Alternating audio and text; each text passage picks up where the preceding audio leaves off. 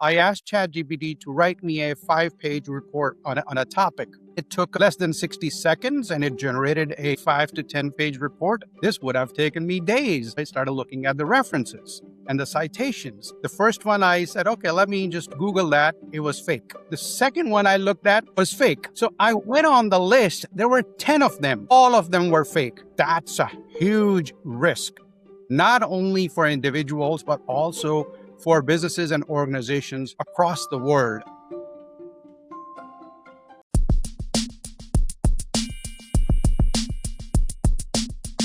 Hello everyone, this is your host Manoj Tandon. Welcome to another episode of Dark Rhino Security Confidential. We have another great guest joining us today. Before I introduce him, I need to remind you to please hit the like and subscribe button. It allows us to keep bringing you this great content and allows us to bring these great guests onto the show. But without further delay, today I'm honored to actually welcome Dr. Rizwan Sheikh onto the program. He is an old friend of mine. In fact, we were college roommates and college buddies way back in the 1980s, for those of you who were around in that era. And we spent a lot of time together at Ohio State University. But he is today here as the CEO of Global AI Excellence. It's a company that he founded, and we're going to learn a lot more about that here during the program. He's the inventor of a groundbreaking AI governance model. I think all of you know about governance models, and Rizwan's come up with a whole new approach for AI governance. And he's one of the leading voices helping organizations deploy AI responsibly. Huge consulting backgrounds. He's spent a lot of time at Deloitte, Fortune 500 consulting. He's been teaching AI strategy at places like Harvard and MIT. So he's bridging the gap between innovation and governance. Welcome to the show, Rizwan. How are you? Thank you, Manoj, and thanks for the very generous introduction. I'm fine. Hope you're doing well too.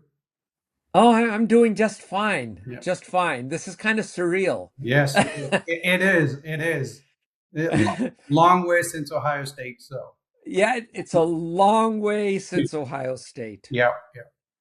and Moral Tower and Yes, that's right. That's right. yeah.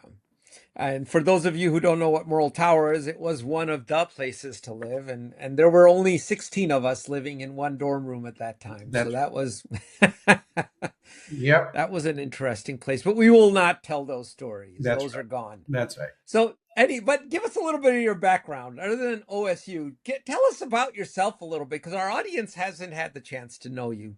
Yeah, it's let me start out by sharing some of the recent stats with you. According to Trustmarket's 2025 recent survey, is that 93% of the organizations and their employees are using AI in some way, shape, or form, but only 7% have embedded AI governance in their deployment pipelines. And another report by IBM that was published in 2025, the average AI security breach costs about $5.7 million per incident.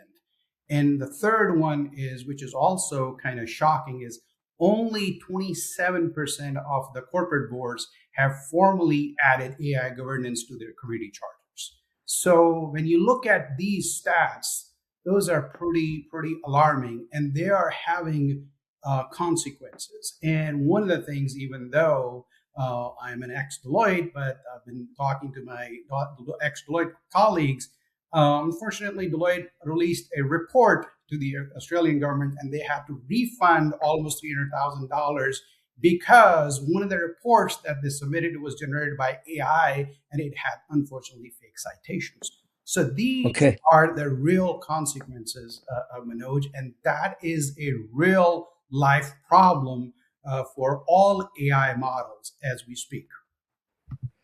So how then, why governance though? I mean, Yes. there's so many governance. Why don't existing governance models work? That's an excellent question. And let me tell you how I got into it and how and why Yes. I am so passionate about AI governance. I'm all for AI innovation. I believe AI is a great technology. It can do wonders for organizations and for us as individuals, as long as there is proper AI governance and guardrails. And here's how I started out. It was about almost 4 years ago when these fancy AI tools like ChatGPT and others were coming out, and I got excited. And with it, as you know, the technology and management consulting background, and since I help Fortune 500 companies, I started playing with these AI models and Okay. ChatGPTs of the world. And it was interesting. It was in the middle of the night, and again, as you know how I am, so I do most of my work, and I remember you do the same. Late night and sitting in my Dallas, Texas garage playing with the AI models, and I said, okay.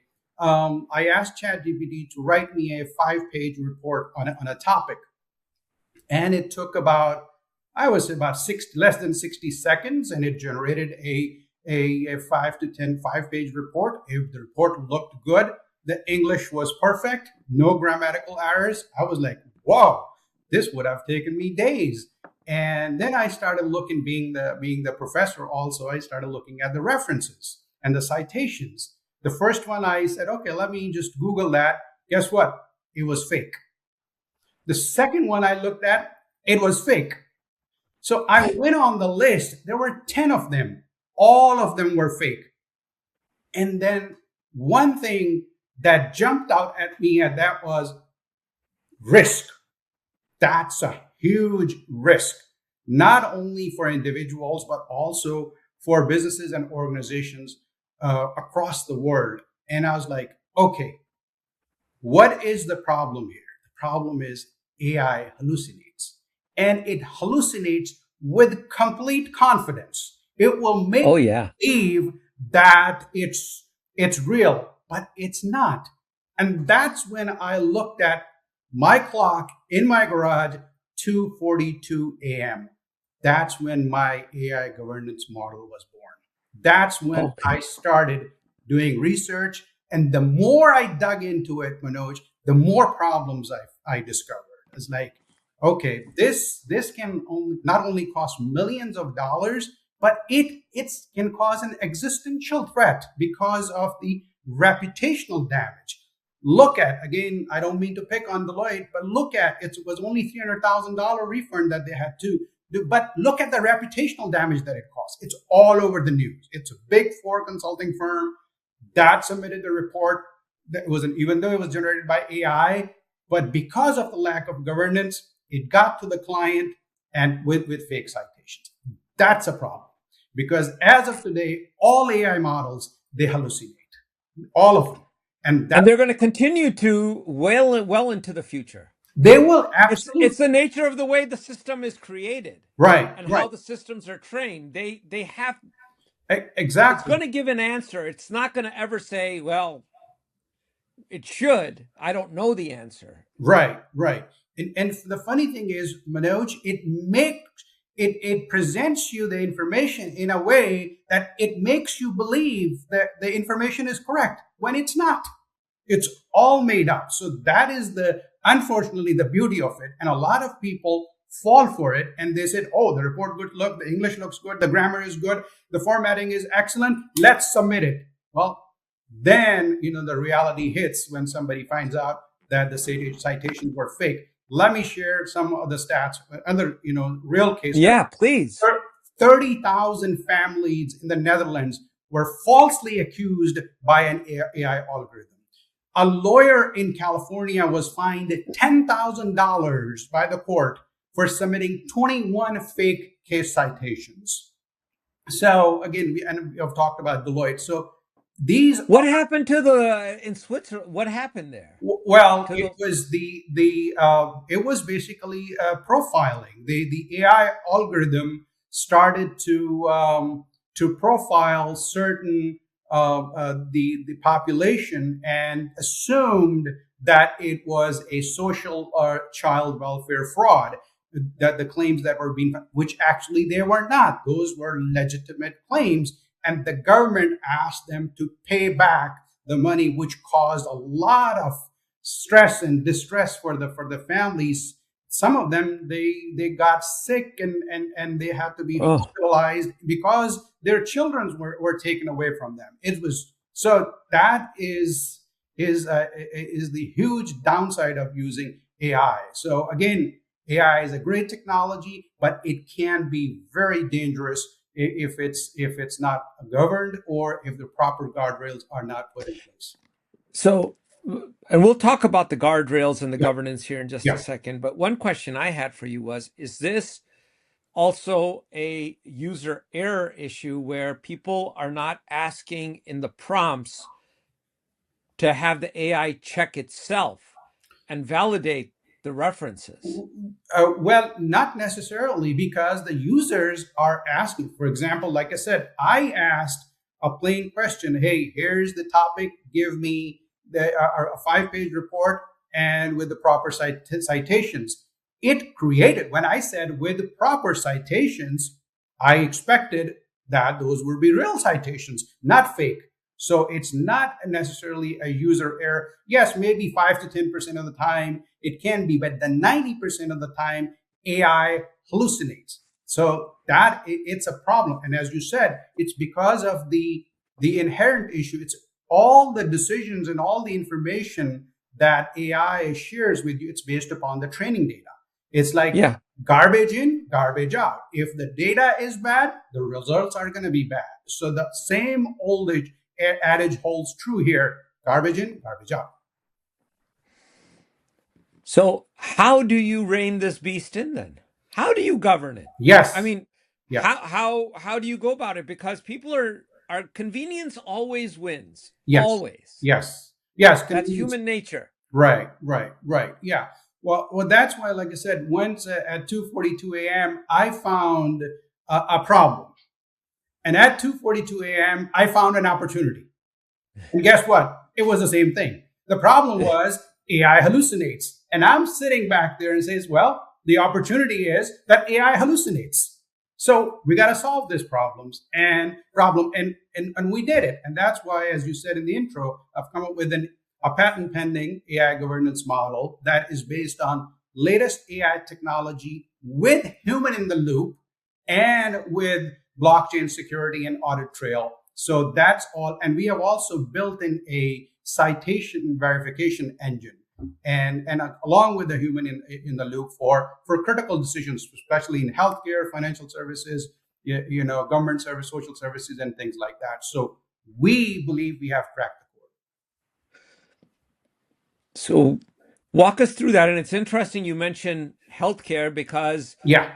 there's I have heard of cases where there are interns who are medical interns who are using AI to make diagnosis and their respective departments have had to warn them that you cannot use it to make a diagnosis. You have to do that work and Right. you can use it for some supporting data, but it it is not to be trusted for patient diagnosis yet. Yes, you bring a very good point because in healthcare, it's one of the industries where false positive and false negative can be detrimental, right? Yeah. You say somebody has a cancer when they don't have a cancer, or you say somebody doesn't have a cancer when they have a cancer. So false positive and false negative is detrimental, especially in healthcare. So how do you resolve that? So this is where in our framework, in the AI governance framework, the human in the loop comes into play. So what we are using is we are using AI citation into, for example, those are MRIs and CT scans. Sure, we will use the AI to review them, to compare them against MRIs, and to do the preliminary diagnosis. That's what we're calling preliminary diagnosis. Then Okay. what we do is we have something called the methodology is that human in the loop. So we will have a licensed medical doctor who will review the analysis that's done by AI, just like a doctor would look at your lab report and then tell you what, interpret it for you and tell you whether, you need medication. Same thing. That's what we're saying. We cannot replace humans, especially in healthcare. So we need to augment that. So that's why we'll have a medical doctor review that AI results and report, and then make sure it's correct, it has the right citation, it has the right diagnosis before it can be shared with the patient. So that's the framework that we have developed. Well, then I can see one pushback coming that people are going to say, well, you're taking away the productivity advantage Yes. by putting in this framework. Right. Because now you're forcing a human to get involved in the middle of things at critical junctures, and that's going to take time. And that time is the time at the speed of human, not at the speed of computer. Yes, no, that's an excellent question. That's an excellent point. So what we do is when we do the risk assessment, there is a high, medium, and low risk. For example, a patient with a cough or a flu is different than a patient coming for a cancer or heart diagnosis. So for the low risk opportunities or the low risk cases, sure, we can have the AI take the decision. But when there is a high risk involved, we must, especially in healthcare, because human lives are at stake. So yes, productivity and efficiency versus human lives.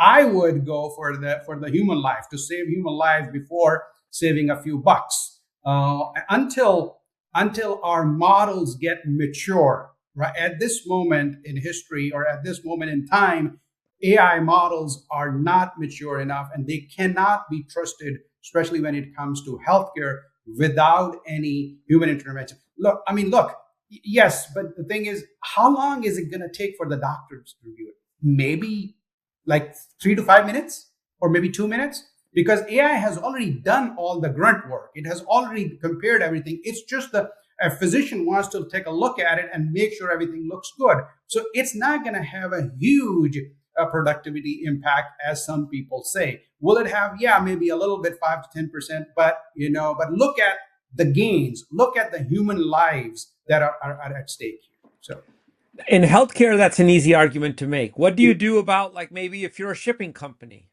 and they're looking at using AI to do their logistics planning? Yes.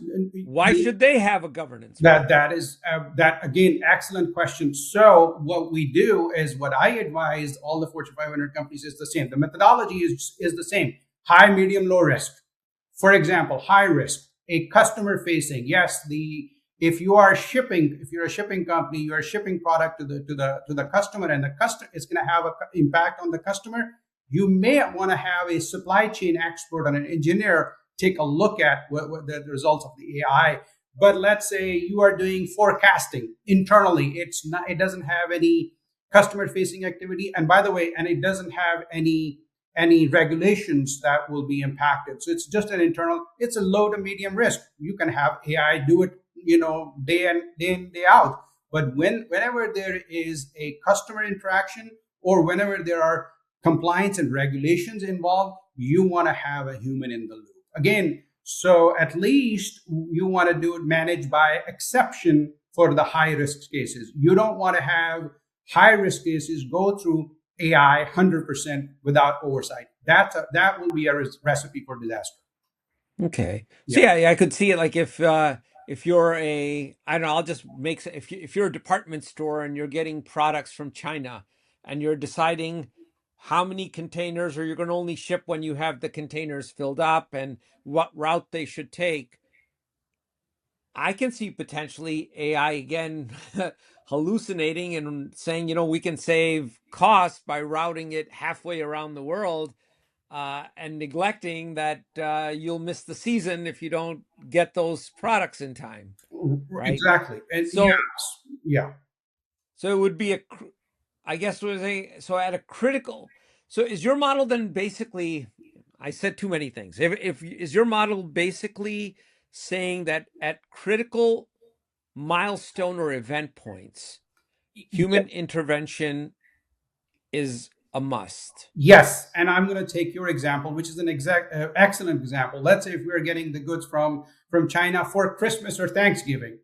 Okay. You don't want to miss that deadline. You don't want your AI software to be routing it through India and other places and all that kind of stuff, so that it doesn't get to you by Christmas of 2026. It gets to you Christmas of 2027. So you want to have a human intervention there.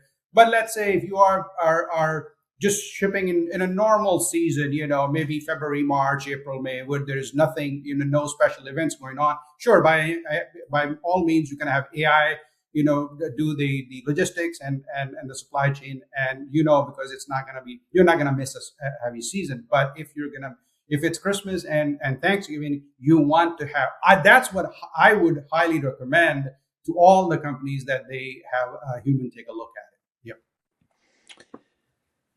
So when you engage then with a client, where does the conversation start, Rizwan? Yeah. Again, under this patent pending AI governance model that we have developed, we start out with a AI governance, risk management, and compliance. We call the AI GRC assessment. That's where we start. Basically, Okay. what we do is that gives us the opportunity to analyze and assess where the organization is, what is their AI maturity level, and I'm happy to report that we have developed one of the largest AI GRC assessment questions database in the last 3 years. And Now, yeah, just yeah, if I could interrupt briefly, in that conversation, do you want to do it before a company has adopted AI for a function, or during adoption, or post adoption? Like where should your approach fit in? Yeah, our model works at all stages of deployment. It could be at Okay. the initial, middle, or whatever stage. But what I personally recommend is people do it in the beginning, at the initial stage, because see, a lot of people are doing AI deployments because of FOMO, fear of missing out. Everybody says, "Oh, we Yeah. got to do AI, we got to do AI," and they forget about AI governance and the guardrails, and that's what's causing the problem, because then they have to retrofit, and retrofitting is always expensive and it always takes longer. Yeah, and that happens in the security industry all the time. No, very rarely do people design software for security, and Right, then they retrofit it. right. Yep. And that's an expensive problem. It's an expensive proposition. Yes, absolutely. So yeah, I highly recommend that the companies that do the whether they go through us or whoever they go through, make sure they do this AI governance assessment at the beginning of the deployment. And another interesting phenomena that I've noticed is that there are lots of people and companies who are offering AI strategy. So now I've been getting a lot of reports around AI strategies from the clients. They're asking me, "Hey, Dr. Rizwan, can you review it?" And when I review, and I asked one basic question, I said, "Where is AI governance in this?" "Oh, this is just an AI strategy document." I said, no. You can't have AI strategy without AI governance. So see, that is the misconception in the market, that hey, you can have an AI strategy and then worry about AI governance later on. That is the absolutely wrong approach, and that will get you in trouble. Well, I think the world is moving in that direction, though, because you look at agentic AI, which is now coming into being. Those agents, they're designed to operate autonomously. That's their value, right? There is And nothing they wrong. were not, I can guarantee you, no, very few people have thought about any governance or oversight on top of. Yes, and that is my exact point here, Manoj. Is that, see, agentic AI is absolutely fine. Yes, like I said, I have no issues with AI innovation or agentic AI. But what now? Imagine that you have set up an AI agent on your laptop, and it reviews all of your files, all of your data, and you have designed an agent that is going to schedule your next vacation, wherever you are going, and book your flights and book your hotels and use your credit card for all of that, which is absolutely fine. But oh, accidentally, it leaked that credit card data to an AI model. Oh, so all of a sudden, Manoj is hit with thousands of dollars in the bill, and he's disputing that with the credit card company and so forth. That's where the problem comes in. That's a very real scenario. It is a real scenario, and as a matter of fact, Microsoft is just released or just releasing an automated AI agent that will be running on our laptops as part of Windows. And for individuals, we have to monitor it, put the guardrails, because they are not going to put the guardrails individuals. They're going to put the guardrails for enterprises that pay them a lot of money and all that kind of stuff. So Well, that is a scary part, because an agent AI running as part of the operating system and knowing all of your confidential and personal data, that's a problem, or that could be a it could be a very real problem. That is a very real problem. Just problem, and most imagine, people will not even know how to handle that. yeah, just imagine your tax returns are being circulated on the internet, or ChatGPT is has your tax data and your social security number and everything. Which I'm sure it probably does. Yeah. Well, Because yeah, for other reasons. for other reasons, yeah. So For other reasons, because that data has been breached so many times in so many different places that yeah, I'm sure someone's uploaded it.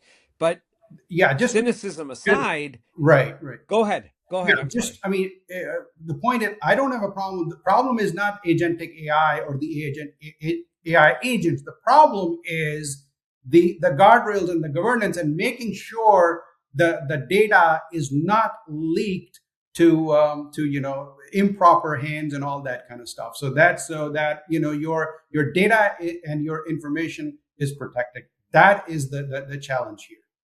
Now, getting to your GRC risk assessment, you've compiled a huge list of questions. Are they by industry or are they industry agnostic? Excellent question. Right now, we have done 12 plus industries, including healthcare, financial services, manufacturing, pharma, so government, supply chain, and all that stuff. So those are industry specific questions. That's what sets us apart from other AI governance models and competitors. Yeah.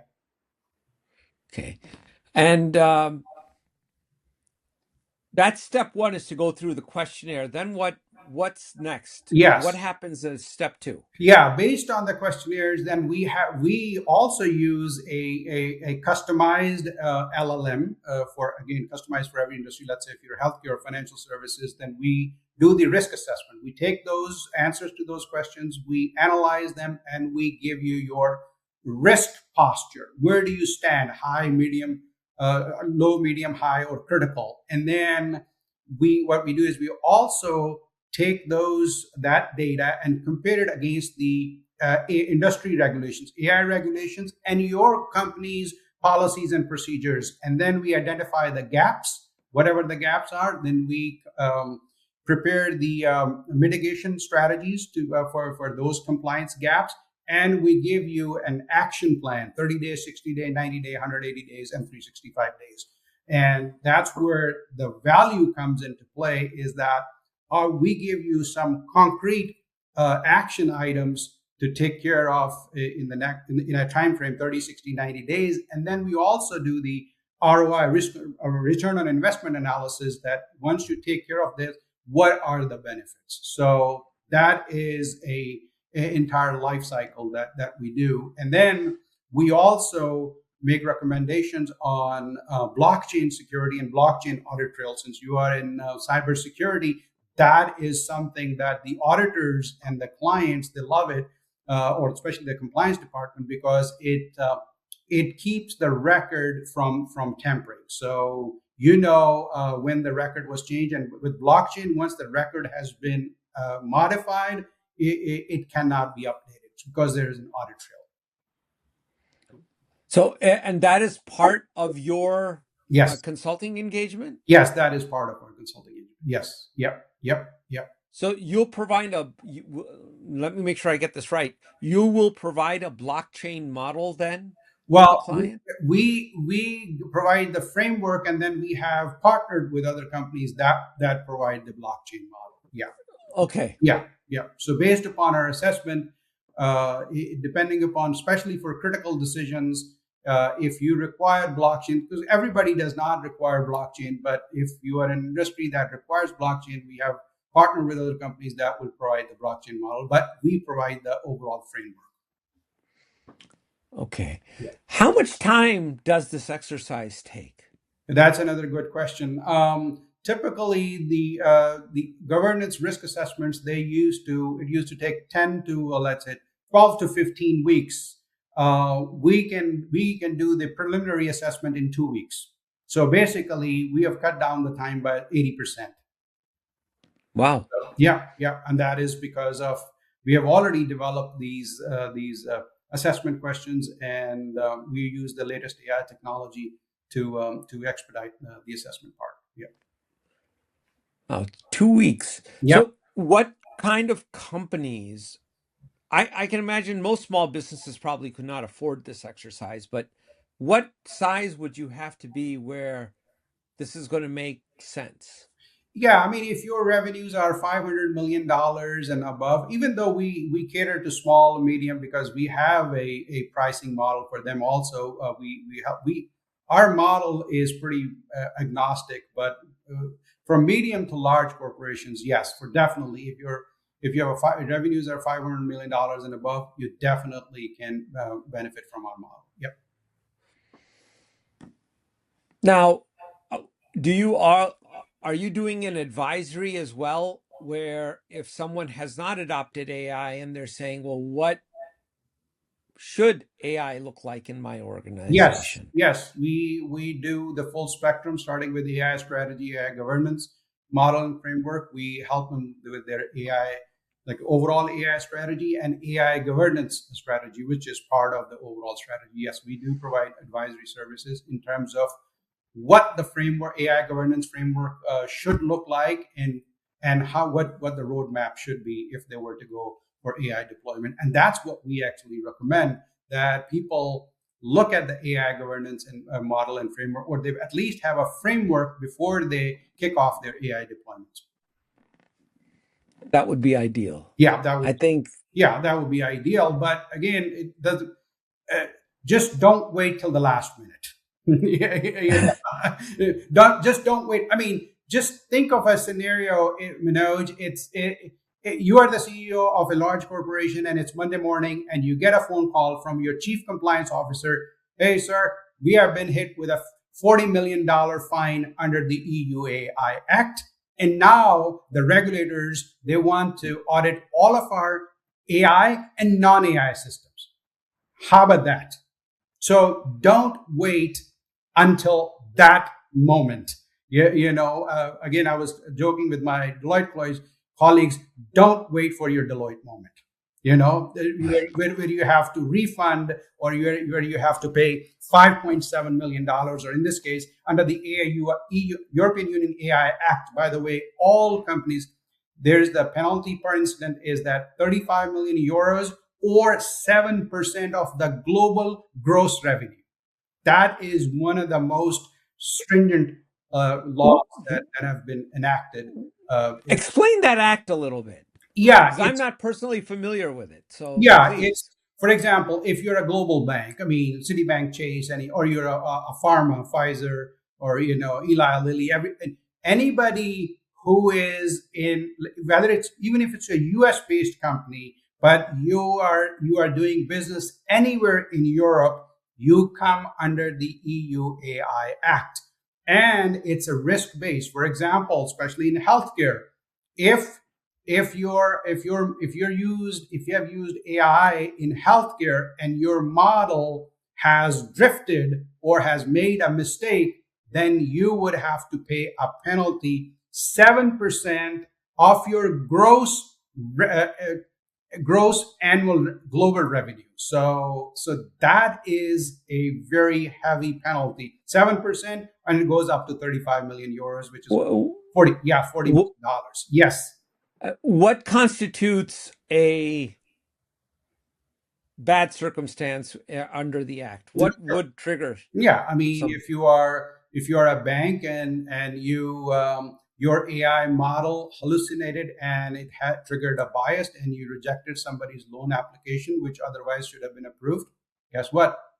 That's a mistake, and you are liable to pay for it under the act. Hmm. Yep. Now, the United States has not adopted anything like that. Well, the United States has not formally, but Colorado AI Act has been passed, and I believe it's going in effect next month in February. So Colorado is one of the, and we don't have an AI Act, but there's a CCPA, California Consumer Protection Act, but then Right. and there is the guidelines from NIST, the NIST RMF, which is the Risk Management Framework. Again, those are the best practices and guidelines. But the first act that has been formally passed is the Colorado AI Act. Now, are you taking your framework and are you creating an industry certification, or are you working with other governance bodies to create a certification for your governance model? Yes. What's the plan? Yeah, the plan is that we are going to create a certification. We're going to work more than likely with organizations like IAPP and PMI and others to start offering the certification, and we will help them write the model guidelines and all that stuff. Yes, we're working on that one. Hmm. That's interesting. Yeah. So are you going to codify this into software at some point? Yeah, as well, it is actually a software, and that's why I have filed a patent. So there is a software, and then there's a methodology behind it, and it is a system and a method and a framework. That's what basically my patent is all about. So yes, so that the patent has been filed, and it will be shared with other organizations as soon as it's approved. Yeah. So, MicroStrategy started out this way. MicroStrategy, which became a monster company, they started out as a bunch of consultants Yes. who then codified their approach. Yeah, right. Ours is, again, we're offering this model as a SaaS, so we have codified it already. So we are offering it as a SaaS product along with our consulting and advisory services, because everybody, once we share the action plan and the mitigation strategies, people may not have the bandwidth or the knowledge to operationalize it. So that way we offer the services to help companies operationalize our strategies and also help them close the compliance gaps. Yeah. And by the way, we are partnering with consulting firms on that one. So because our main product is our AI governance model, which is SaaS based, and it's a hybrid model because our premium version is the human in the loop, where we have a network of medical doctors, CPAs, lawyers, and engineers. So because we believe in the foreseeable future, we have to have human in the loop for all critical decisions, especially in healthcare, as we discussed. Well, healthcare, law, I can't think of, anywhere there's something of a critical nature, and that's going to be relative to the industry you're in. Yes. Yep. Right. But yeah. Yeah, the whole hallucination problem and governance around it, it's interesting that, a lot of people don't even read those citations. Most people don't even read them. Nobody does. Until it doesn't matter until it really matters. And then it matters a lot. Yeah, because you're right. Most of the folks don't read citations, but the problem is, Manoj, because where you are using that citation, and based on that, you're making statements, and people are believing those statements which are incorrect. That is the problem. A lot of people are reading reports these days. Whatever report comes out on AI and all that kind of, people jump at it. And there are references, you have seen the notations. People think, since it has a reference, it must be true. Well, there is a problem. The reference is incorrect. And like you said, nobody checks that reference. Yeah, very few people, unless you're a college professor, which you are. Yeah, exactly. So, and that's why in the middle of the night, I got excited. Then until I found all 10 citations were incorrect. I was like, because again, since I worked in the industry and in academia both, so I always check the references, and that's the first thing I do. Just because that's what I do. So, and as soon as I checked and they were all fake, that's when I said, oh boy, this can be a huge risk. And I mean, healthcare, financial services, pharma, the risk you don't. These are the risk averse industries. They should be risk averse because the consequences could be very, very damaging. And like I said, Now, you know, now, are you doing any work in the energy sector? yes, we are doing with it because we have, interestingly, we have developed the AI, our one of the beta models for the energy and utilities industry. Yes, and we have Uh, developed the questionnaire for the energy sector. Yes. so then I have to believe the Middle East has to be a big Yes, yes, and potential audience. yes, and that's why we have. I'm glad that you asked that. We have signed our one of the LOIs, letter of intent, and we are doing a pilot with a company in Saudi Arabia. It's a manufacturing giant. They work in 14 different countries, and they are not in the energy, but in their manufacturing sector. So yes, and we are in discussions with other companies in the Gulf. Yes. So open up your crystal ball and tell us, where do you think, where are we going in this world of AI? What's going to happen here? Yeah, that's a great question. I mean, let's look at the numbers here. According to Bain and other research companies, the investments, that's about 800 billion to $2 trillion that will be invested by 2030 in AI, including, of course, the data centers and all that stuff.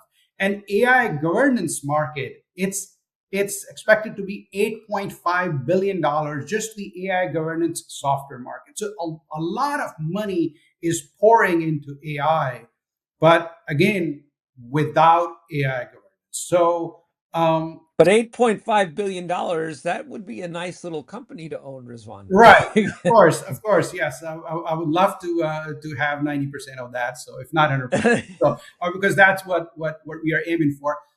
So see, see the bottom line is, Manoj, the companies who is going to win. It's not the companies who are going to implement AI fast.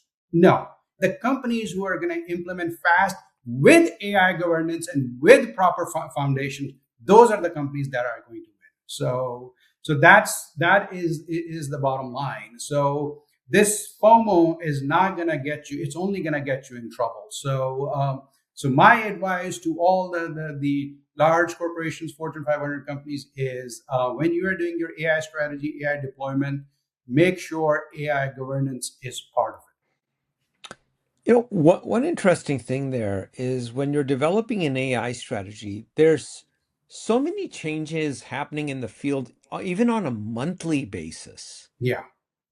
It's progressing at the speed of light almost. Yes. How can you possibly build governance Good. that's going to be stable Yeah. with something that is evolving so quickly? It's like the Wild West right now with Yes, you said monthly. I would even say daily or weekly basis. So how do you? That's an excellent question. Well, you don't have to have answer to every possible question. What do you need to do is you need to have a framework. For example, a lot of the companies, they don't even have the AI governance council. They don't even know who is accountable for AI models, who is going to approve the models, who is going to review the models. So those are the basics. You need to have a framework in place for AI governance to move forward. Then the operation, as your data science and your IT, your engineers, they develop those models. They can look at the framework, what should be the data security, what should be the explainability, and what should be the bias and all that kind of stuff. So they have a framework to look up to while they are developing those models. And interestingly, so now under the Colorado AI Act, they said the developers and deployers both, they should take reasonable care while developing and deploying AI models. That's interesting. And there's a lot of debate going on because now the AI developers are saying, oh, wow, are we responsible to make sure that the AI model behaves the way it is supposed to behave? So that's that. So those are the regulations that are coming up. So I'm sure other states are going to follow that too. Yeah, it just takes one and then they all follow in Yes. in some kind of lockstep Yeah. with each other.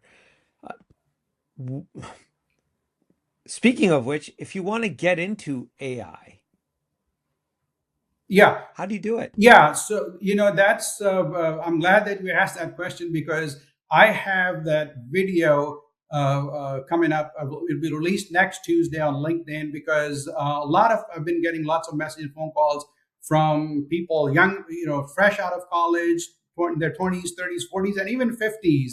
So I thought I might as well make a video where showing how I got into AI and how anybody who wants to get into it, how they can make it big. So, and the title of the video is How to Make Big in AI. And I go into depth and I share my Dallas garage story in detail in that. So, but my bottom line message is don't be afraid of AI, use it, play with it, and try to identify a problem. So, that is my advice. Yes, AI is powerful, it's going to be around, but make sure you have the proper AI governance and guardrails in place. And I highly recommend that you watch my video on next Tuesday on LinkedIn. Well, give us some teaser highlights. Well, Give us a couple. I've already given you the teaser highlights. It's 2:42 a.m. That's the highlight. That's the highlight. That is That's the highlight. 2:42 a.m. Yeah, Okay. Dallas garage at 2:42 a.m. Well, don't be rushing to my garage in Dallas, but it's in the video. So yeah. So give us the link to that, and we will include it in the show notes Okay. Yeah. Yes. when it comes Yeah. out, Yeah. because Yeah. We will. We will. I'm sure that this will get published after you release your video. Yes. Yeah. I'll request. Yeah. I think this is going to be released after. I think end of January. Mine is coming out on the 13th. I think 13th Yep. of January on LinkedIn. Yeah. Sure. I will send you the link. Yeah. It would be great. Yeah. If you could put the link to that in this podcast so that people can benefit from it. Again. Absolutely. Yeah, I recorded that video. It doesn't matter whether you're in your 20s, 30s, 40s, or 50s. You can benefit from that video. Yep.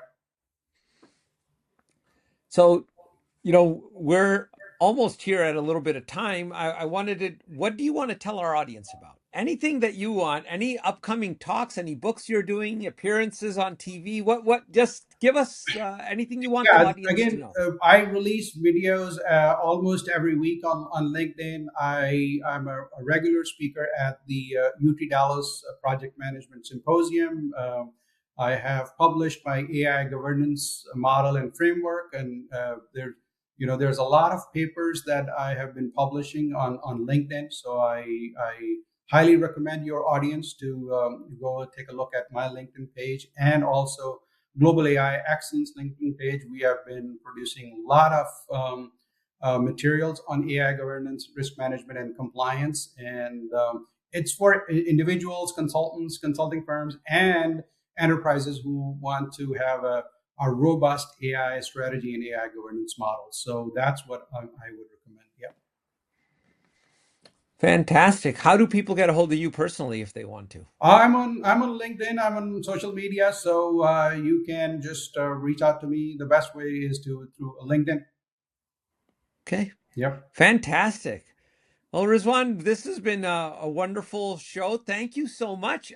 This was one topic that I have personally very little experience with hands-on, but I like the explanation. I think it's something that's very much needed. I never thought of it in the terms that you've put it, Sure. but I'm sure there's a lot of potential value here Oh in yes. Yep. Yep. in bringing it together. But as you grow and the company grows, keep us updated. Come back Yes. or have I some. mean, we are doing great things at Global AI Excellence. We are again, our success story is that we have gone global in matter of months. From a Dallas garage to the global stage in a few months. That's our story. And again, that's going to be in one of my videos, so that I recommend your audience to watch that video as well. Okay. Well, thank you very much. I appreciate it. This has been fantastic, and I hope you're well. I'll call you later. Okay, thank you, Manoj. Thank you, and thanks, Emily, and everybody who made this happen. Thanks, everybody. Thank you. Bye.